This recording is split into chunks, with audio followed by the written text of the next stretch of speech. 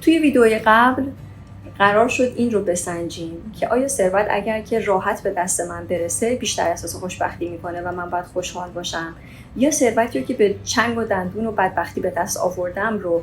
باید قدردان باشم. مثلا اگه آرزو میکنم یا برای زندگی برنامه‌ریزی میکنم، باید دنبال کدوم یکی از اینها باشم که خب خیلی هم مهم و موثره تو زندگی شما.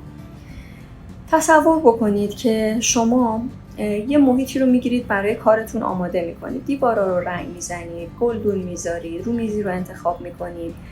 شاید روکشی انتخاب بکنید برای وسایل اونجا، شاید رنگ‌آمیزی و طرحی انتخاب بکنید، اون رو فرشی یا فرشی که میذارید، صندلیایی که انتخاب میکنید، ستی که با هم دیگه میکنید، تمی که به اونجا میدید و زمان زیادی رو میذارید برای دیزاین اونجا، برای دفتر کارتون. و حالا فکر کنید که یه مبلغی رو به یه دیزاینر میدین، میرین هفته دیگه اون محیط رو اونجوری که دلتون میخواد تحویل میگیرید.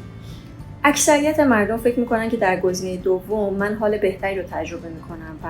بیشتر لذت میبرم، در حالی که این مخالف اصول روانشناسیه. شما آیکیا یا ایکیا، حالا هر چیزی که شما میخونیدش، اگر اینو دقت بکنید میبینید که این برند اومده دقیقاً از این تئوری روانشناسی استفاده کرده که اون چیزی که شما براش تلاش بکنید، زحمت بکشید و دسترنج خودتون باشه، لذت بیشتری به شما میده. پس با اینکه میتونه با هزینه کم لوازم خانگی رو تهیه کنه که حاضر و آماده شما برید تهیه کنید، معمولاً لوازم خانگی که تحویل میده رو یه جوری تحویل میده که نیاز به یک مقداری از سرهم کردن داشته باشه و اون یه جورایی محصول خود شما و متعلق به خود شما باشه، چون شما زمان صرفش کردید و اون چیزی که شما برای زمان صرف میکنید و انرژی میذارید قاعدتاً ارزش بیشتری داره، چون ارزشی رو صرف اون کردید. مثلا فکر کنید در موضوع فرزند پروری، شما وقتی که انرژی خودتون رو، زمان خودتون رو، جوونی خودتون رو، اعصاب خودتون رو، منابع خودتون رو برای اون فرزند هزینه کردید، معلومه که اون فرزند برای شما ارزش بیشتری داره از فرزند دیگران، از فرزندی که شما مثلا در 20 سالگی بخواید تحویل بگیرید، در 15 سالگی بخواید تحویل بگیرید و یه جورایی مثلا اورفنت باشه و بخواید به عنوان پدر مادر بزرگش بکنید. احساسی که شما خواهید داشت نسبت به اون فرزند کاملا متفاوته، چون سرمایه گذاری ها متفاوته. شما وقتی اون دفتر رو خودتون آماده کردید، شب که خسته کارتون تموم میشه، بعد از ظهر که خسته کارتون تموم میشه، میشینید نگاه میکنید جای جای اون دفتر رو، یادت میاد که چه خاطراتی داشتی اینجا رنگ میزدی، چه خرابکاریایی کردی، چقدر خسته بودی، چقدر امیدوار بودی، چقدر اینو تجسم میکردی، چه کسایی کمکت کردن، قبلش چجوری بوده، الان چقدر زیباتر شده و این برای شما لذت بخش خواهد بود. پس اگر پدری ندارید که خیلی ثروتمند باشه که به شما یه چیز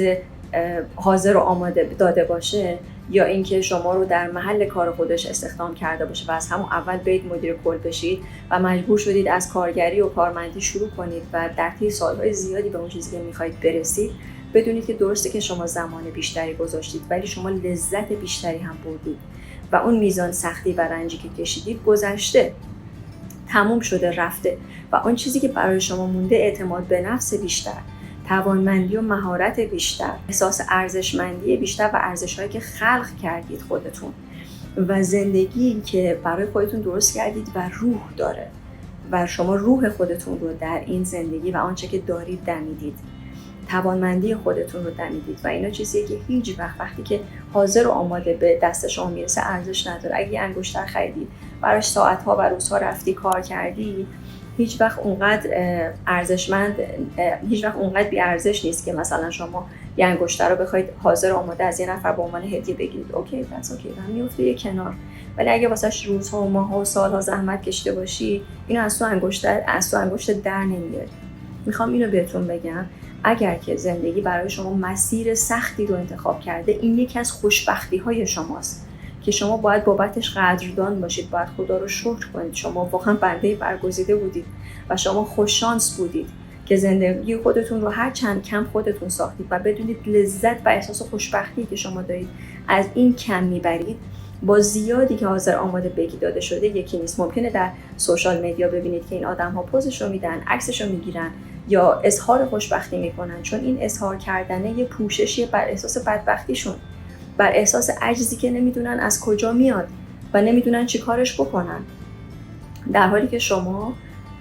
با یه موتورسیکلت، با یه مش تخمه، با یه زیرانداز ممکنه خیلی خوشحال‌تر باشید با جمع شدن دخترعمو پسرعموها و یه بازی خیلی ساده توی خونه ممکن خیلی خوشبخت‌تر باشید. شما در باغ‌های آنچنانی زندگی نمی‌کنید. یه باغچه گوشی که یه بیرون شهری که میرید میشینید و یه قابلمه ماکارونی یا برنجتون رو باز میکنید و میخورید، خیلی لذت بیشتری میبرید. و اینا که دارم بهتون میگم شعار نیست، اینا دستاورد و آموخته هایی که من در جلسات مشاوره و روانشناسی با مراجعای خیلی زیادی، هزاران مراجع میشنوم و داستانهای زندگیشون رو میدونن و من از بخش‌های از زندگیشون خبر دارم